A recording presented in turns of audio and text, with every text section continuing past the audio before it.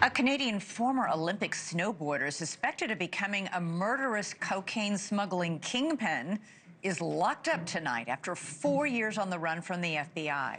Federal agents arrested 44-year-old Ryan Wedding in Mexico last night and brought him to Southern California this morning. Wedding, also known as El Jefe and Jesse King in some circles, was once an elite snowboarder. He competed for Canada in the 2002 Winter Olympics in Salt Lake City. But as a top FBI official puts it, Wedding went from shredding powder on the slopes to dealing powder on the streets. He's accused of running a murderous transnational drug trafficking operation, working with the Sinaloa cartel to ship cocaine from Colombia through Mexico and Southern California and distribute it throughout the United States and Canada. Wedding allegedly ascended to criminal heights, usually associated with fictional characters like Tony Montana and Walter White. He even made his way to the FBI's 10 most wanted fugitives list, with a $15 million bounty on his head. He went from an Olympic snowboarder to the largest narco trafficker in modern times. He is a modern-day El Chapo. He is a modern-day Pablo Escobar. And here we are today, bringing him to justice for trafficking hundreds of kilos of cocaine and also for the murder of innocent civilians. With me now for more on all this is former FBI Assistant Director Chris Swecker and Owen Hansen, a former University of Southern California football player who went from backup quarterback to kingpin of a massive illegal drug ring. Great to have both of you here. Chris, I got to start with you. This is like something out of a movie. Why did it take so long to find this guy? Yeah, well, I spent most of my career working the cartels out of Miami and down in the southwest border and on through Colombia.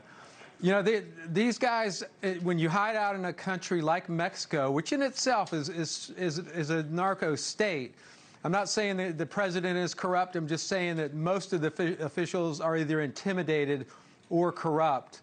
So that's a great place to hide out. The problem for her, or problem for him, was this strategy where we went after Venezuela aggressively and proactively. I think that spooked the government, and President Sheinbaum down in Mexico decided maybe they're next. So they forced him basically to give himself up. This is the second Mexican fugitive top tenor we caught in Mexico in the last week. Mexico forced him to give up. Well, I think the pressure that the United States and the strategy in Venezuela pressured the Mexican government did not give him refuge any longer. So he turned himself in. I think he realized it was going to end badly for him if he stayed on the run or he tried to fight it out. I mean, the die was cast. Yeah. Owen, why would a guy who was an Olympic athlete wind up being a drug kingpin? I mean, this is very similar to your own journey. You weren't an Olympic athlete, but you were a very successful college athlete. What is this connection between this high achievement in sports and the drug world? I think just being an athlete in general, you know, and competing your whole life and wanting to be on the top, whether it's a national championship or in Ryan's situation, you know, taking over for the Sinaloa cartel and being a competitor. You know, obviously I'm not proud of what I did, but at the same time, it's once you get to that level, there's really no stopping. You have so many people behind you and you just keep going. Do we know, Owen, how that went? You know, did he get an injury? Was he retired from competing in snowboarding and looking around for another, as you put it, adrenaline high? Yeah, what I know, just from being in the business, you know, years prior, is he went to federal prison for a smaller charge of, I believe, distribution of marijuana. And he met some powerful people inside there. And when he was released, he just started the operation right after, I want to say roughly right after I was captured in 2015. He really turned it up and he took over the West Coast in Canada. And how did you go from college football quarterback to drug dealer, if you don't mind my asking?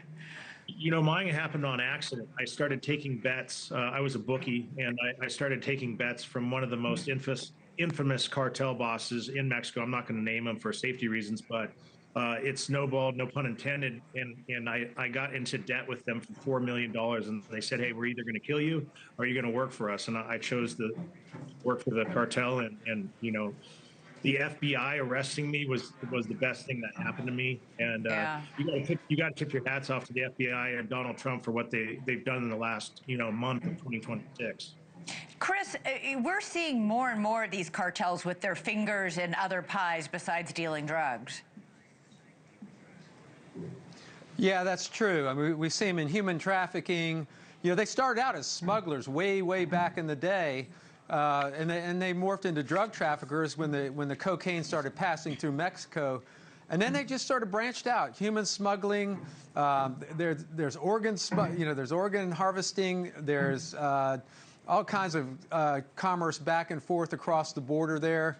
So they are poly-criminal organizations now, and part of their job, part of their work is intimidation. And they do extortion. Especially up and down the border, extorting businesses and individuals. So like Owen. they are the most powerful. Yeah, they are the most powerful criminal organizations on the planet right now. I mean, they wield tremendous power. They, I don't think people realize how much they've infiltrated into the United States over those 4 years of open borders. I mean, that actually empowered these drug cartels and made them bigger and more powerful and more profitable. And I want you both to answer this question. Owen, you from personal experience being in one. Chris, you from personal experience chasing one down, or all of these guys down. How embedded are these drug cartels in the United States, and how Owen, this is more for you, how difficult is it to get out? I mean, is it impossible once you're in, you can't get out, sort of like the mob? Yeah, for me, we're everywhere in the United States, no doubt. And for me, the only way out was either being arrested or being killed. And, I'm blessed to be arrested. Yeah. Chris, do you agree that they're embedded everywhere? Yeah, I do. I mean, I worked drugs long enough, and until very recently, it was always a losing battle. There was always more drugs. There was always demand. You'd knock off kilos. You'd knock hundreds, tons of kilos, and arrest some of the lower level people. We always were trying to work our way up to the kingpins. But again, as long as there's a demand, it's a losing battle. And then you have the compromised government of Mexico right there on our border. Yeah. Giving them basically free passage through the country. That some of the shows that you see on TV are actually true. That show Narcos is right spot on. Yeah. I mean, spot on.